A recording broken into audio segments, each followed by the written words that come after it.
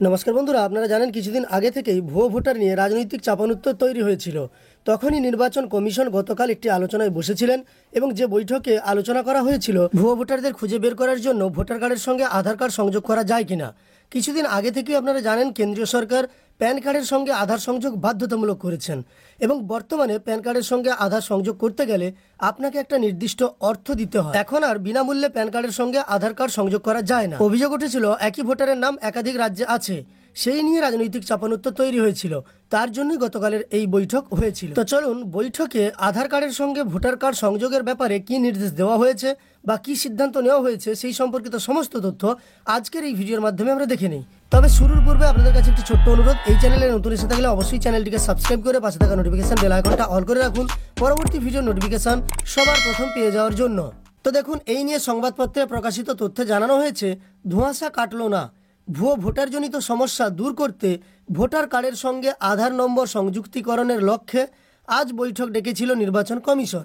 কিন্তু দিনের শেষে কমিশন ঘরোয়াভাবে জানিয়েছে ভোটার কার্ডের সঙ্গে আধার সংযুক্তিকরণ নিয়ে সুপ্রিম কোর্টের বাধানিষেধ থাকায় তা কোনোভাবেই বাধ্যতামূলক করা সম্ভব নয়। তবে যদি কেউ স্বেচ্ছায় ওই সংযুক্তিকরণ করাতে চান তাহলে তিনি করাতে পারেন। অন্যদিকে কোন বুথে কত ভোট পড়ল তা জানানোর দাবি সম্বলিত মামলার আবেদনকারীদের 10 দিনের মধ্যে নির্বাচন কমিশনে গিয়ে বক্তব্য পেশ করার পরামর্শ দিচ্ছে সুপ্রিম কোর্ট। পশ্চিমবঙ্গে ভোটার তালিকায় ভুয়ো ভোটারদের উপস্থিতি নিয়ে সদ্য নির্বাচন কমিশনের দ্বারস্থ হয়েছিল তৃণমূল ও বিজেপি। একই এপিক নম্বরে যে একাধিক ভোটার কার্ড বিভিন্ন রাজ্যে রয়েছে তা মেনে নিতে বাধ্য হয়েছে কমিশন। কেবল পশ্চিমবঙ্গ নয়, ভুয়ো ভোটারের উপস্থিতির অভিযোগ উঠেছে সদ্য ভোট হয়ে যাওয়া মহারাষ্ট্র ও হরিয়ানাতেও। তাই এপিকজনিত ত্রুটি মেরামত ও স্বচ্ছ ভোটের লক্ষ্যে ভোটার কার্ডের সঙ্গে আধার কার্ডের সংযুক্তিকরণ সম্ভব কিনা খতিয়ে দেখতে আজ মুখ্য নির্বাচন কমিশনার জ্ঞানেশ কুমারের নেতৃত্বে কমিশনের সম্পূর্ণ বেঞ্চের সঙ্গে বৈঠকে বসেন কেন্দ্রীয় স্বরাষ্ট্র সচিব, আইন মন্ত্রকের পরিষদীয় দপ্তরের সচিব ও ইউআইডিআই অর্থাৎ আধারের সিইও। ইতিমধ্যেই ভোটার কার্ডের সঙ্গে আধার নম্বরের সংযুক্তিকরণের বিষয়টি নিয়ে আইন এনেছে কেন্দ্র। তবে ওই সংযুক্তিকরণ সম্পূর্ণভাবে ঐচ্ছিক, যার অর্থ কোনো ইচ্ছুক ব্যক্তি চাইলে ভোটার কার্ডের সঙ্গে আধার নম্বর সংযুক্ত করতে পারেন। সূত্রের মতে আজকের বৈঠকে কমিশন জানিয়েছে 2023 সাল পর্যন্ত প্রায় 66.23 লক্ষ আধার নম্বরের সঙ্গে ভোটার কার্ডের সংযুক্তিকরণ হয়ে গিয়েছিল। কিন্তু ওই বছর একটি মামলার শুনানিতে সুপ্রিম কোর্ট জানিয়ে দেয় ভোটার নথিভুক্তকরণ সংশোধনী 2022 আইন অনুযায়ী ভোটার তালিকায় নাম থাকার ব্যাপারে আধার নম্বর জমা দেওয়া আদৌ বাধ্যতামূলক নয়। অতীতে আধারের বাধ্যতামূলক ব্যবহারের ক্ষেত্রে সুপ্রিম কোর্ট জানিয়েছিল একমাত্র আর্থিক সুবিধা পাওয়া যেতে পারে এমন ক্ষেত্রেই আধার নম্বরের সংযুক্তিকরণ বাধ্যতামূলক করা যেতে পারে, অন্যথায় নয়। আজকের বৈঠকের পরে কমিশন যে বিবৃতি দিয়েছে তা থেকে স্পষ্ট ভোটার কার্ডের সঙ্গে আধার নম্বর সংযুক্তিকরণ কোনোভাবেই বাধ্যতামূলক করা সম্ভব নয়। কমিশন জানিয়েছে নির্বাচনী সংশোধিত আইন 2021-এর জনপ্রতিনিধি আইনের 23 নম্বর ধারা অনুযায়ী ভোটার তালিকায় নাম নথিভুক্ত বা যাচাইয়ের দায়িত্বে থাকা অফিসার কোনো ভোটারের পরিচয় নিশ্চিত করার জন্য আধার কার্ড চাইতে পারেন, কিন্তু সেই ব্যক্তি আধার কার্ড দেখাবেন কিনা তা সম্পূর্ণ সেই ব্যক্তির ইচ্ছাধীন। ফলে নতুন করে সংযুক্তিকরণ যে বাধ্যতামূলক করা যাবে না তা ঘরোয়াভাবে মেনে নিয়েছে কমিশনের কর্তারা।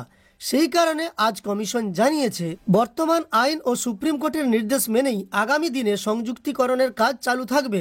সামগ্রিক প্রক্রিয়াটি মসৃণ করতে কমিশন ও আধার কর্তৃপক্ষ দ্রুত প্রযুক্তিগত বিশেষজ্ঞদের সঙ্গে বৈঠক করবেন বলে জানানো হয়েছে। কংগ্রেসের বক্তব্য, ভোটার তালিকায় যে কারচুপি রয়েছে বলে রাহুল গান্ধী অভিযোগ করেছিলেন, কমিশনের সংযুক্তিকরণ সংক্রান্ত মন্তব্য থেকেই তার সত্যতা স্পষ্ট হয়ে গিয়েছে। তবে সংযুক্তিকরণ করতে গিয়ে কোনো যোগ্য ব্যক্তির নাম যাতে বাদ না যায় সে নিয়ে কমিশনকে সতর্ক থাকতে বলেছে প্রধান বিরোধী দল। অন্যদিকে এপিক বিতর্ক নিয়ে রাজ্যসভায় স্বল্পমেয়াদের আলোচনার দাবিতে আজ ফের সরব হয়েছেন তৃণমূলের রাজ্যসভার দলনেতা ডেরেক ওব্রায়েন। গত লোকসভা এবং সদ্য হয়ে যাওয়া বিধানসভা নির্বাচনগুলিতে চূড়ান্ত ভোটদানের হার নিয়ে গরমিলের অভিযোগ তুলে সরব হতে দেখা গিয়েছে বিরোধী দলগুলিকে। স্বচ্ছতার দাবিতে বিশেষ করে প্রতিটি বুথে কত ভোট পড়েছে তা সংশ্লিষ্ট দলকে জানানোর দাবিতে সুপ্রিম কোর্টে মামলা করেছেন অ্যাসোসিয়েশন অফ ডেমোক্রেটিক রিফর্ম এবং তৃণমূল সাংসদ মহুয়া মৈত্র।